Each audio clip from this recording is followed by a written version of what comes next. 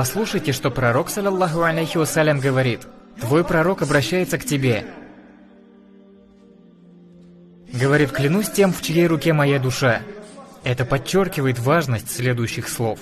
Не станет ваша вера совершенной, пока не будете желать брату того, что желаете себе. Раздражает тебя брат, например.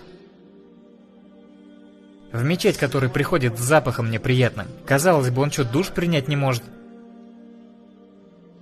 Или раздражающий родственник, который поболтать любит. Думаешь: брат, когда же ты замолчишь?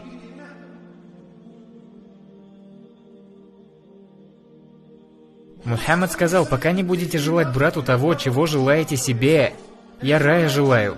Наивысшего, причем Фирдауса. Хочу в раю рядом с Мухаммадом быть, саллаллаху алейхи вассалям. Я и брату всего этого должен желать. А пока не будешь желать, у тебя никогда не будет совершенной веры.